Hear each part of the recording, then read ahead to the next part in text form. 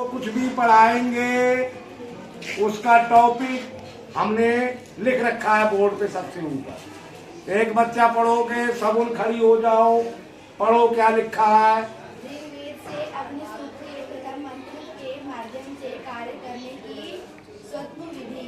सर्वोत्तम विधि।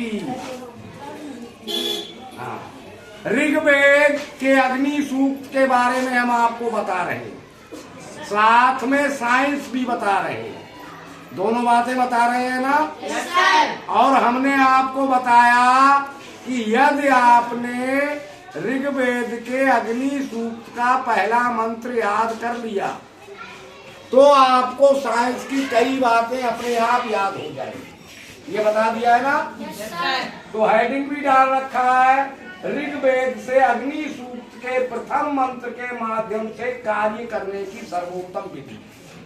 कार्य करने का सर्वोत्तम सबसे अच्छा तरीका ये मंत्र बताता है।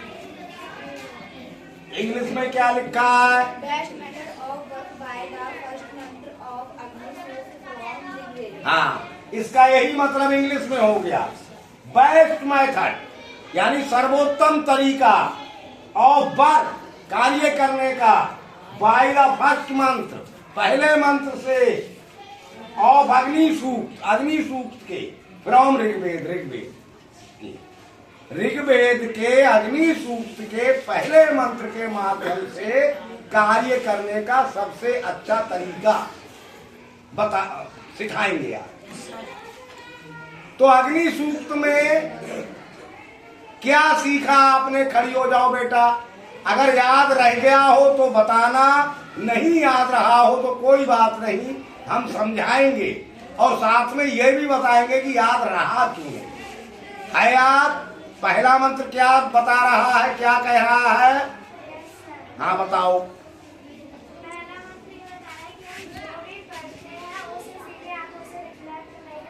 नहीं नहीं नहीं, मंत्र ये नहीं बता रहा है, ये तो तुमने मंत्र से सीखा है।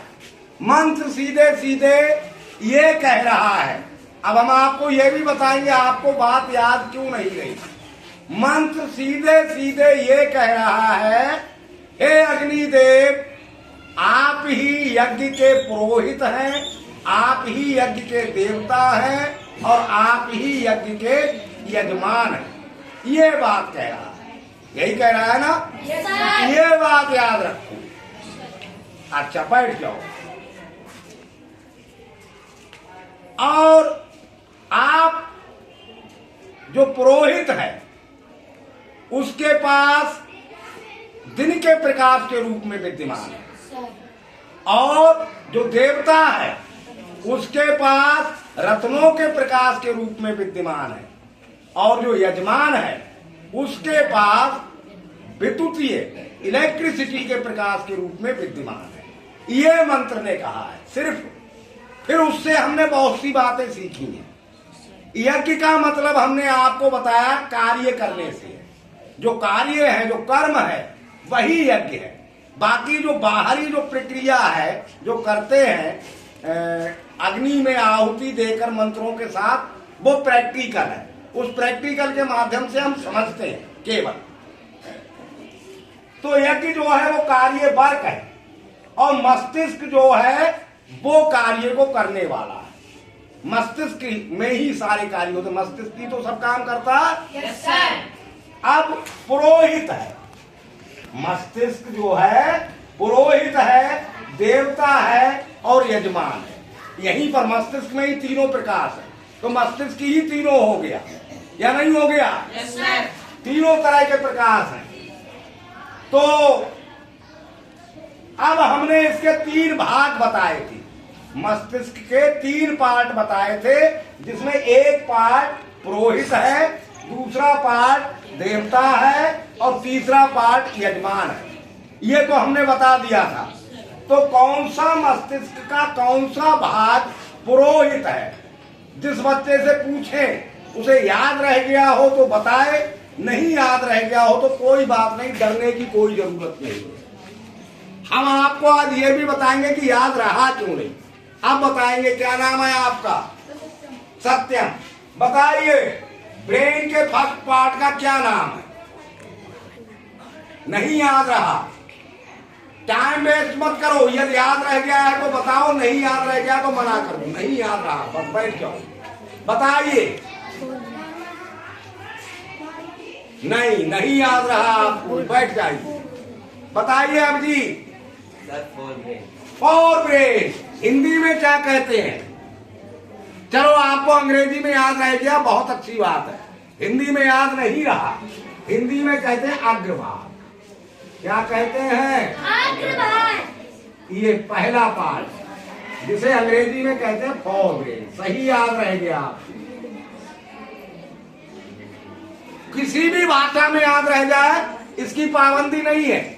अगर आपको इंग्लिश में भी याद रह गया तब भी काम वही करेगा, और हिंदी में याद रह गया तब भी काम वही होगा, और दोनों में याद रह गया तब भी काम वही होगा। कुल मिला के एक भाषा में याद रह जाना जरूरी है। दोनों में रह जाए तो बहुत अच्छा। Sit down. दूसरे भाग का नाम क्या बताया था? हिंदी में पता है?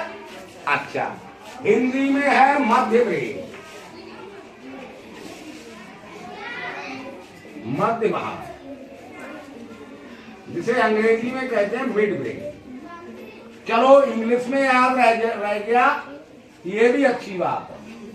काम इतना ही होगा, दोनों में याद रह जाएगा तब भी उतना ही काम आप करेंगे, एक भाषा में याद रहेगा तब भी आप उतना ही काम करेंगे। तीसरे भाग का नाम क्या बताया था? Head brain. हिंदी में पता है? नहीं पता, कोई बात नहीं, फिर से बता देते हैं।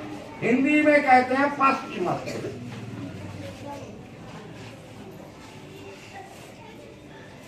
और इंग्लिश में आपको याद रह गया, बहुत अच्छी, हेड ब्रेन। तो आप समझ चुके थे कि ये पुरोहित है। जो आपका फोर ब्रेन है वो पुरोहित है, जो मिड ब्रेन है वो देवता है, और जो हेड ब्रेन है वो यजमान है।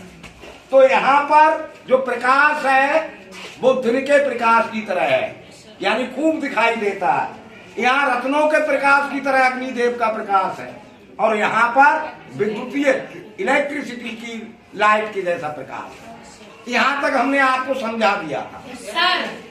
अब आज आप समझेंगे कि आपकी समझ में क्यों नहीं आता है और आप याद क्यों नहीं रख पाते हैं, नकल की जरूरत क्यों पड़ती है, या दूसरे बच्चे से पूछ के जवाब देने की जरूरत क्यों पड़ती है।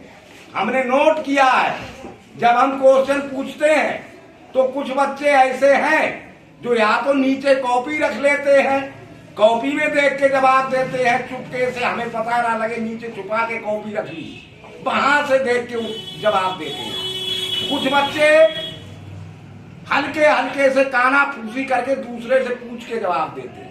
कुछ बच्चे सही जवाब भी देते हैं, अपने आप से भी देते हैं। तीनों तरह के बच्चे आपकी क्लास में। याद ये काम वही करते जिनको याद नहीं रहता, जिनकी समझ में नहीं आता। समझ में आ जाएगा तो याद भी रह जाएगा। अब क्यों समझ में नहीं आता वो हम आपको समझाते हैं। ये हमने नहीं लिखा था इसलिए कि हमें आपसे पूछना था तीनों भाग। अब ये है आपका अग्रभाग, यहाँ पे अग्रभाग लिखा जाएगा मस्तिष्क और ब्रेन, जिसे हम फोर ब्रेन भी कहते हैं। ये हमने जान पूछ के नहीं लिखा था, ताकि हमें ये पूछने थे। अगर यहाँ लिखा होता तो आप देख के और बता देते। अब अग्रभाग यानी फोर ब्रेन के भी तीन हिस्से हो जाते हैं, तीन पार्ट हो जाते हैं फोर ब्रेन के भी। फर्स्ट पार्ट का नाम है सेरेब्रम, दिख रहा? Yes sir. दूसरे पार्ट का नाम है थैलेमस, और तीसरे पार्ट का नाम है हाइपोथैलेमस। अब इनके भी कार्य हो जाते हैं भाई, ये इनके कार्य हमने बता दिए थे तीनों के सर। अब इनके भी कार्य हो जाते हैं, ये भी अपने अपने काम करते हैं। एक बना हुआ है सिस्टम, हर पूरे दिमाग का सिस्टम बना हुआ है। तो जो सेरेब्रम है वो क्या काम करता है? वो दृश्य स्थापित करता है, सीन स्थापित करता है। जो कई तरह के सीन इसके पास स्थापित हो जाते हैं, कई तरह के सीन ये देख लेता है। आंखें जितने भी सीन देखती हैं वो सेरेब्रम को भेज देती है। अब जैसे आप क्लास में बैठे हो पढ़ाई करने के लिए, आपके सामने अब ध्यान से समझना, अब आप लोग समझ जाओगे कि टीचर की पढ़ाई हुई बात समझ में क्यों नहीं आती, और समझ में नहीं आती इसीलिए याद नहीं। अब आप क्लास में पढ़ाई करने के लिए बैठे हो, आपके सामने कई तरह के दृश्य, टीचर भी आपको दिख रहा है, बोर्ड भी आपको दिख रहा है, पास के बच्चे भी आपको दिख रहे हैं, अपने बैग भी आपको दिख रहे हैं, पढ़ने लिखने का सामान भी आपको दिख रहा है, ये सारी चीजें आपको दिख रही हैं। अब आप क्या करेंगे, सारे दृश्य ये आपके सेरेब्रम में हो गया। अब इसका क्या काम है, थैलेमस का एक दृश्य चुनेगा, जिस पर काम करना है उस दृश्य को चुनेगा। अब यहीं से बात बनना शुरू हो जाती है, समझ में क्यों नहीं आया या क्यों आया। अब बोर्ड भी दिख रहा है, यहाँ पर सेरेब्रम को टीचर भी दिख रहे हैं, पढ़ने लिखने का सामान भी दिख रहा है, पास बैठे सारे बच्चे भी दिख रहे हैं। अब जिसको जैसा मन है वैसा चित्र वो अंकित करके ये चुन लेगा, ये थैलेमस चुन लेगा। अब किसी बच्चे का पढ़ने का मन है तो वो टीचर को चुन लेगा, टीचर के चित्र को देखेगा और बोर्ड के चित्र को देखेगा, दो ही चित्र देखेगा। जब टीचर कर रहा है टीचर को ही देखेगा, खास तौर पर कुछ नहीं देखेगा। जिस बच्चे का पढ़ने का मन नहीं है, छेड़खानी करने का मन है, किसी दूसरे बच्चे को छेड़ने का मन है, तो वो दूसरे उस बच्चे को देखेगा, है ना। एक बच्चा बैठा है, किसी को किसी की पीठ पर लिखने का मन है तो वो उसकी पीठ को देखेगा, अपने पेन को देखेगा, यही तो करेगा। जिसका पढ़ने का मन है वो टीचर की तरफ अपना ध्यान करेगा, टीचर को देखेगा। जिसको दूसरे बच्चे को परेशान करने का मन है वो उस बच्चे को देखेगा और किस तरह से परेशान करेगा उस चीज को देखेगा। मान लो पीठ पर लिखने का मन है, पीठ पर लिखकर उसे परेशान करना चाहता है तो वो उस बच्चे की पीठ देख लेगा और अपने पैर को देखेगा, यही काम करेगा ना। अब जब वो ये चीज देखेगा तो टीचर की बात उसकी समझ में नहीं आने वाली है। बहुत उसने फिक्स कर लिया अपना दिमाग कि मुझे ये करना, तो अब उसका दिमाग वहीं पर लगना शुरू हो गया। ठीक,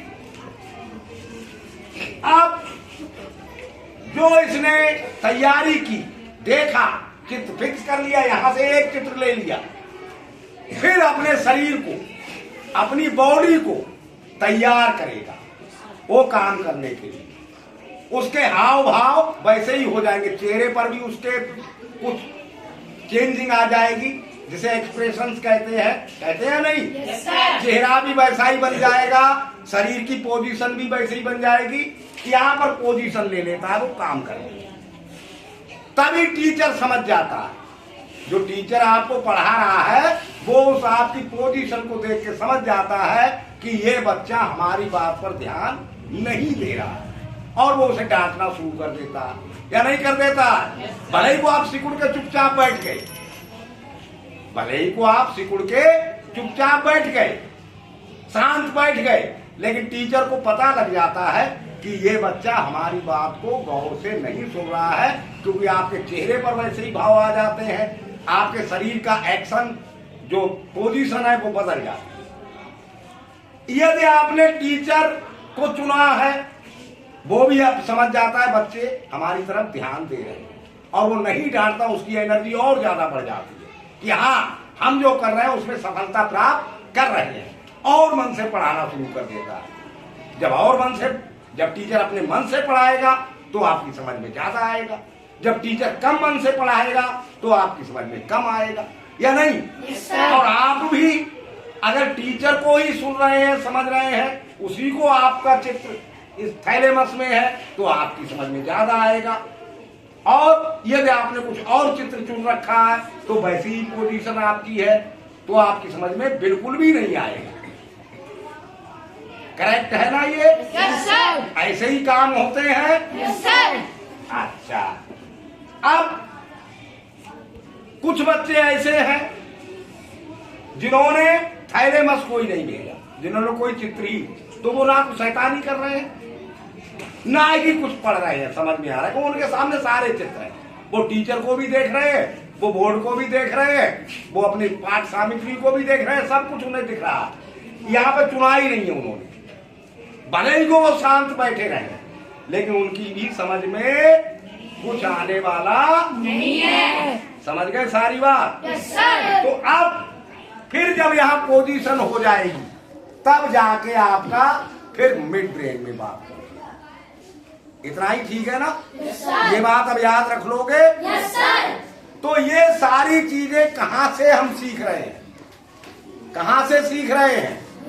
ऋग्वेद के अग्नि सूक्त के पहले मंत्र। अगर हमें ऋग्वेद के अग्नि सूक्त का पहला मंत्र याद है तो हम अपने आप को किसी भी काम करने के लिए तैयार कर सकते हैं। अब आपको याद ये रखना है मस्तिष्क के कितने पार्ट हैं और मस्तिष्क का जो फर्स्ट पार्ट है उसके कितने पार्ट हैं और वो क्या काम करता है, उसी तरह से आपको तैयार होना है। एक बार फिर अग्नि सूक्त का पहला मंत्र फिर पढ़ो ताकि वो आपको कंठस्थ हो जाए और आप उस तरह से काम करना शुरू कर दो। अग्नि मीले पुरोहितम यज्ञस्य देवं ऋतुबीजं होतारं रत्न धातुमम्